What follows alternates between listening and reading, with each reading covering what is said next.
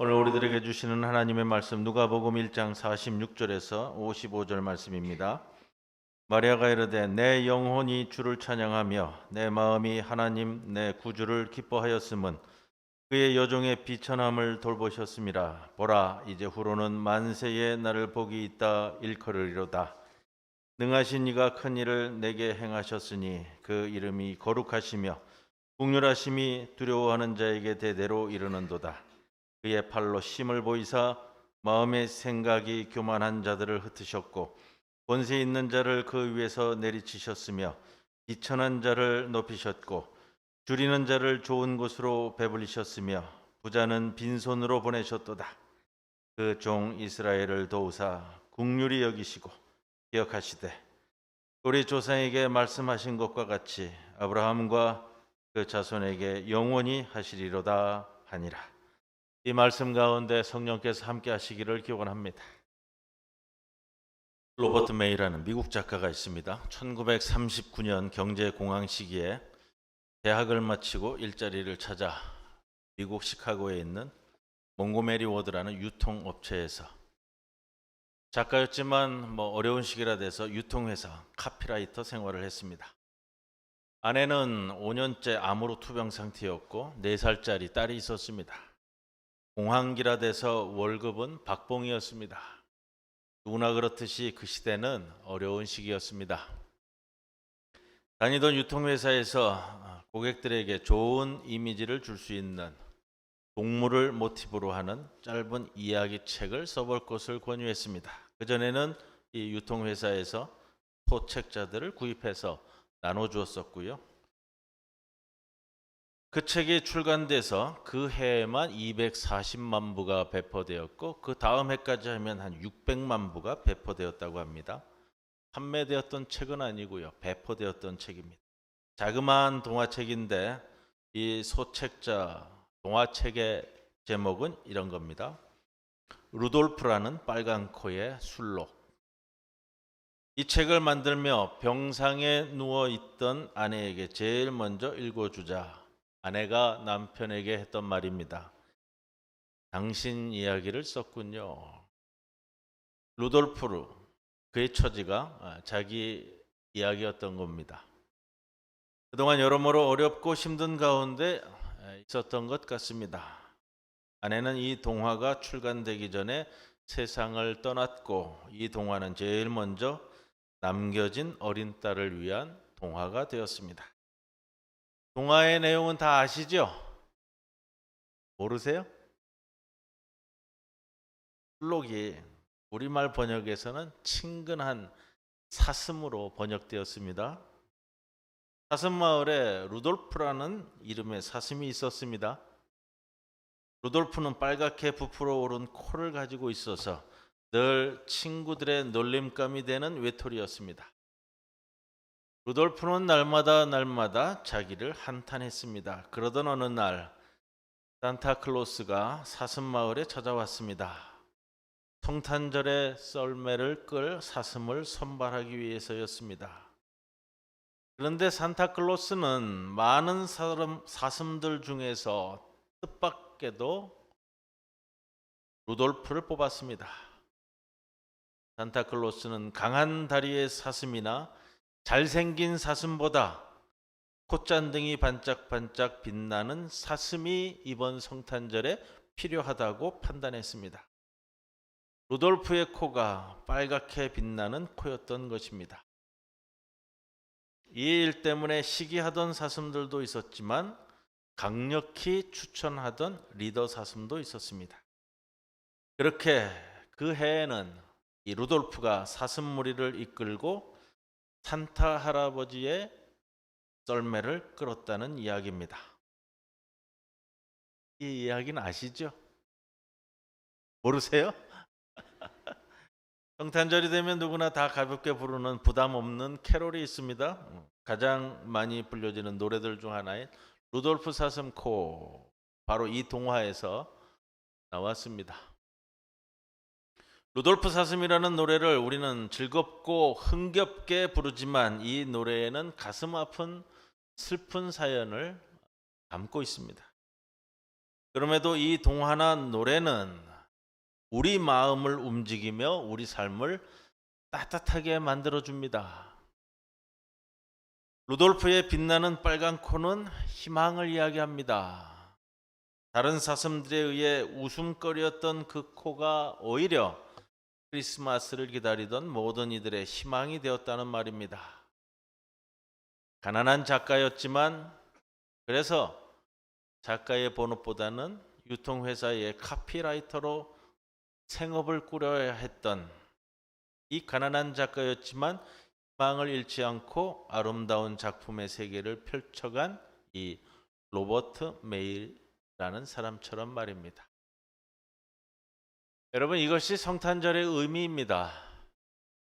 성탄절은 모든 세상이 어쩔 수 없어 하던 불의한 힘과 능력을 무력화시키는 역전의 날입니다.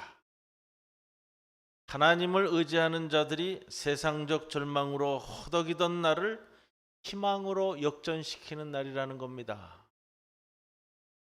오늘 함께 봉독한 누가복음의 마리아의 찬가는 가브리엘 천사의 아기 예수님의 나심을 예고받고 마리아가 부른 찬송입니다. 이 찬송이 바로 이것을 노래하고 있습니다. 본문 51절 이하에 마리아가 이렇게 찬양합니다. 그의 팔로 힘을 보이사 마음의 생각이 교만한 자들을 흩으셨고 권세 있는 자를 그 위에서 내리치셨으며 비천한 자를 높이셨고 줄이는 자를 좋은 것으로 배불리셨으며 부자는 빈손으로 내보내셨도다. 마리아 찬가에 나오는 승리는 결코 세상의 권력이나 돈이 아닙니다. 막강한 군사력도 금력을 앞세우는 세상적 승리도 결코 아니라는 겁니다. 마리아의 찬가는 지극히 소박하고도 평범하지만 진실하게 살아가는 사람들의 승리의 노래입니다. 지난 금요일 저녁 7시 전국 13곳 장소에서 이태원 참사 희생자 추모제가 유족 대표자 위원회 요청으로 전국에서 열렸습니다. 아시나요? 부산에서는 서면 주디스 재화 광장에서 열렸습니다. 1시간 반 정도 진행되었는데 유족들이 이제 추모로 요청을 해서 전국 13곳에서 모이면서 서울 추모제에 유족들이 전부 다 모였습니다. 그동안 진행된 내용들은 여러분들 아시잖아요. 토요일 날 밤이었기 때문에 그 다음 날 주일 예배 때도 우리가 함께 이 부분에 대해서 함께 나누고 기도했었습니다만 10월 29일 이태원 참사 이후에 그 이후에 50일 동안 진행되었던 이야기들은 여러분들도 다 아실 겁니다. 그 다음 날부터 희생자 시신들을 찾으러 헤매다니는데 이태원에서 죽은 시신들이 평택, 일산, 송탄 다 흩어놓고 유가족들 모이지 못하게 하고 차마 말로 할 수 없는 말들을 입으로 쏟아내는 국회의원들, 특히 며칠 전에는요 창원시 시의원 김모 씨가 내뱉었던 SNS의 내용들은 참 인간이라고 얘기할 수 없는 그런 표현들이었어요. 희생자들 대부분이 20대였고요.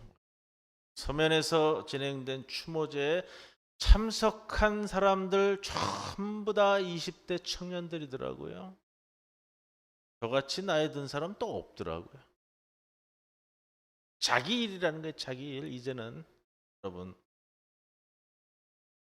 유가족 중에 한 분이 그런 말씀을 하셨어요. 세월호 참사 때도 그런 이야기를 하셨는데 이런 표현을 쓰셨어요.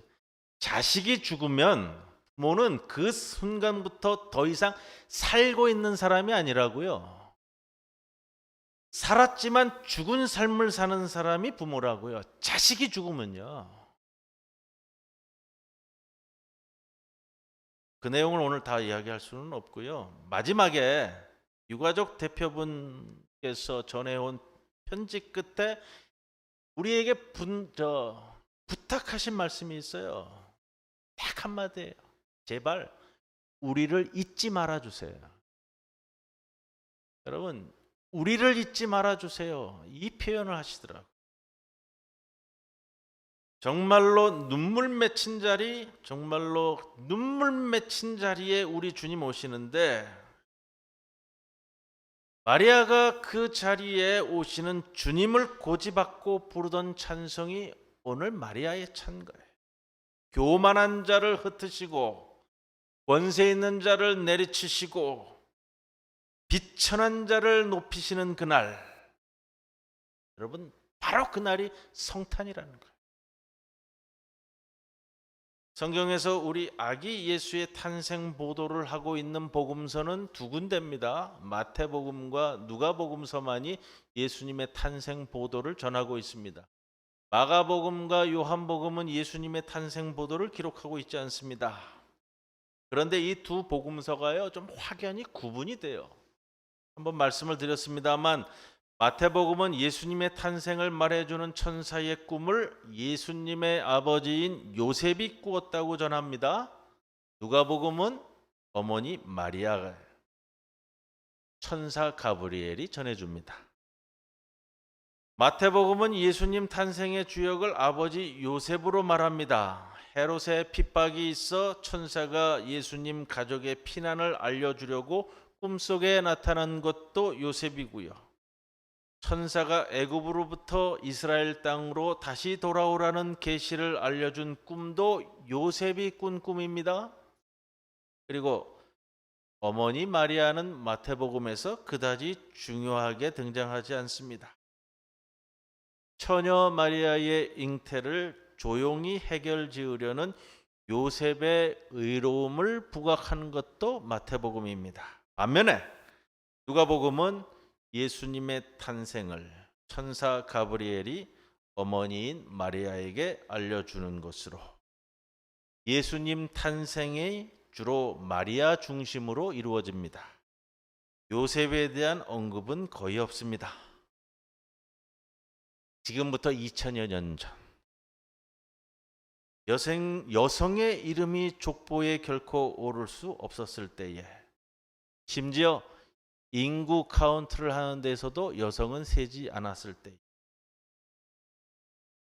여러분, 우리나라도 마찬가지예요. 우리나라 여성이 이름을 가진 지가 얼마나 되었죠?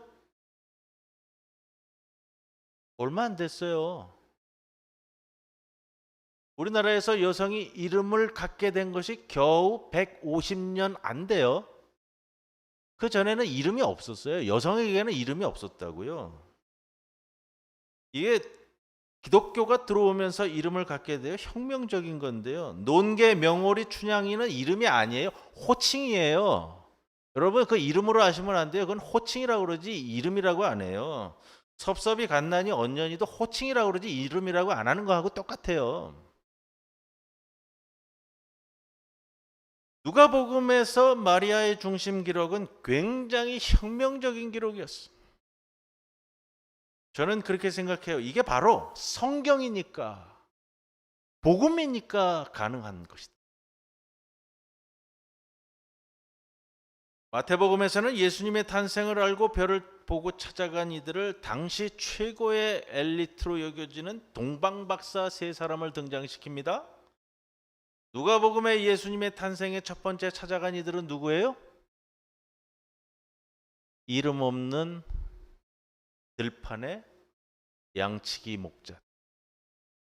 마태복음은 예수님이 탄생했을 때 헤롯 왕과 대제사장과 율법학자들이 두려움과 함께 예루살렘에서 일대의 대소동을 일으킵니다.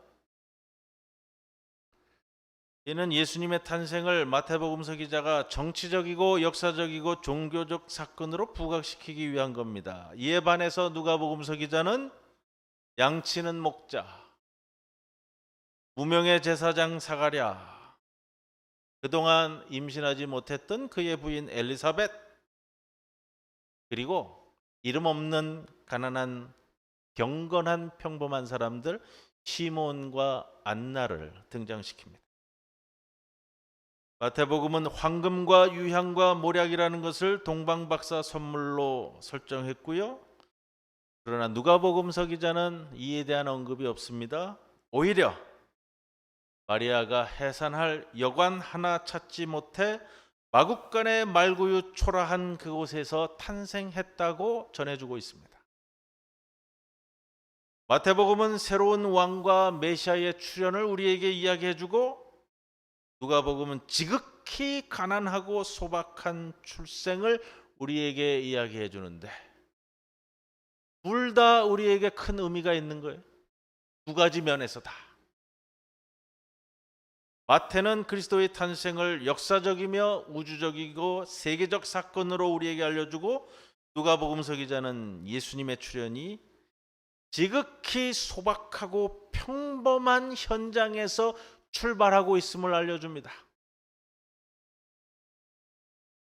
우리가 살아가고 있는 삶의 현장으로 이 탄생을 이끌어드리고 있다는 겁니다. 그래서 왠지 금년에는 누가복음서 기자가 전해주는 성탄의 소식이 저의 마음에 다가옵니다. 한 가난한 사제 사가랴의 세례 요한 출생에 대한 계시로부터 아이를 가질 수 없는 늙은 여인 엘리사벳의 세례 요한 잉태로부터, 그리고 저 갈릴리 가난한 동네 나사렛의 한 어린 소녀 마리아의 아기 예수 탄생고지, 가난하고 신분이 낮고 그러나 소망을 저버리지 않고 기다린 저 소박한 사람들로부터 어둠의 역사를 뚫고 일어나는 거대한 하나님 나라의 일어섬을 읽을 수 있는 겁니다. 우리 주님 아기 예수님의 탄생은 초라한 말구유에서부터 시작되었습니다. 그 초라한 말구유 지푸라기에서 하나님 나라가 시작된다는 겁니다. 밤을 새며 연약한 양들을 치는 소박한 목자들의 삶의 현실에서 주님은 탄생되고 있는 겁니다. 마리아는 이 초라하고 비천한 상황에서 오히려 메시아 잉태의 역사를 오늘 본문 46절 이하에서 이렇게 노래합니다. 내 영혼이 주를 찬양하며 내 마음이 하나님 내 구주를 기뻐하였으면, 그가 이 여종의 비천함을 보살펴 주셨기 때문입니다. 이제부터는 모든 세대가 나를 행복하다 할 것입니다. 여러분, 우리는 이 마리아 찬가로부터 우리 신앙의 현 주소를 찾아야 합니다. 어떻습니까? 마리아처럼 여러분 자신의 처지가 비천합니까? 그래서 진정으로 하나님의 손길을 갈급해하고 있습니까? 여러분 비천하십니까? 우리는 아직 비천하지 않습니다. 비천이라는 말이 나에게 어울리지 않는다고 생각합니다. 대부분. 그런데 내가 비천하지 않다고 생각한다는 것은 아직도 내가 내 힘으로, 내 가진 것으로, 내 의지로, 내 판단으로 내 삶을 이끌 수 있다고 생각한다는 겁니다. 그렇다면 아직 우리 마음에 하나님이 비집고 들어올 틈이 없습니다. 내 생각, 내 주장, 내 의지로 가득 찬 우리에게는 아기 예수를 잉태할 틈이 없다는 겁니다. 아직 내 영혼이 주님을 찬양하지 않고 내 마음이 구주를 기뻐하지 않습니다. 내가 아직 잘난 사람이기 때문에 그렇습니다. 아직 내 마음에 비천한 마구간이 없습니다. 겸손한 말구유가 없습니다. 아직 아기 예수 잉태할 믿음의 공간이 없습니다. 이태원 참사 유가족 대표가 마지막 우리에게 부탁하시는 말씀, 우리를 잊지 말아주세요. 자신의 비천한 처지에 있음을 고백하는 말씀입니다. 자식 잃은 마음을 담은 표현이고요. 자신의 비천함을 이야기하는 것이죠. 우리를 잊지 말아주세요. 내가 아직 교만합니다. 교만이란 하나님의 뜻보다 내 뜻이 더 옳고 더 크다는 것을 말합니다. 교만한 자에게서, 하나님을 두려워하지 않는 자에게서, 하늘 무서운 줄 모르는 자에게서, 세상의 권세와 소유에 취한 자에게서 마리아 찬가는 찬가로 들리지 않습니다. 교만과 독단과 편견과 오만의 자리에서, 높은 자리에서는 마리아 찬가는 나오지 않습니다.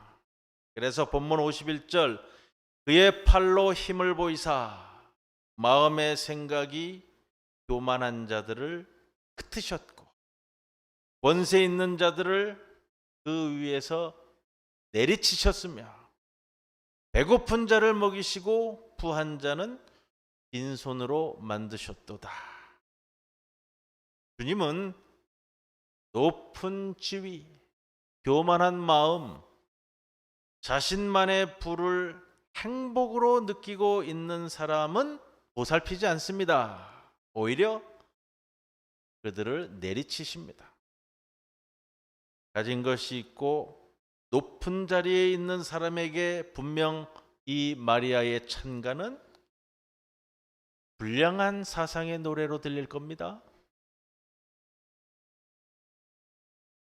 오히려 예수님은 바로 이렇게 하나님 나라를 이루고자 오신 겁니다. 이것이 성탄의 정신입니다. 이것이 하나님 나라이다 라는 것이 예수님의 말씀과 삶입니다. 마리아 찬가는 바로 이런 사회, 하나님의 나라를 꿈꾸는 자들이 부르는 노래입니다. 마리아의 찬가는 오늘 지금 이 땅에서 다시 불러야 할 노래입니다. 자식 잃은 우리 애미들, 우리 이웃들의 신음소리가 있습니다. 바로 이들이 우리가 말구유처럼 겸허한 마음으로 내려가 맞이해야 할 아기 예수입니다. 바로 그 자리에서 아기 예수는 비로소 우리를 통해 세상의 빛으로 탄생할 것입니다. 다음 주일은 우리 모두가 성탄절을 맞이합니다. 이번 성탄절만은 휴가일처럼 보내시는 날이 아니시기를 바라고요. 무엇보다도 우리의 심령에 말구유를 마련하는 겸허한 준비를 이루어 가시기를 바랍니다. 그래서 저 마리아의 찬가가 우리 교회와 우리 가정과 우리 일터에 힘차게 울려 퍼져서 우리나라, 우리 사회를 이끌어가는 귀한 찬송의 노래가 되기를 주님의 이름으로 간절히 구원을 드립니다. 주님 이 땅에 오시옵소서. 비천한 우리의 심령에 오시옵소서. 비천한 이 땅에 오시옵소서. 비천한 이태원 유가족들의 심령에, 우리 이웃의 심령에 오시옵소서. 오셔서 주님의 팔로 힘을 보이사 마음의 생각이 교만한 자들을 흩으시고 권세 있는 자를 내리치시며 비천한 자를 높이시옵소서. 성탄의 기쁨이 바로 이것이 되게 하옵소서. 예수님의 이름으로 기도드리옵나이다. 아멘.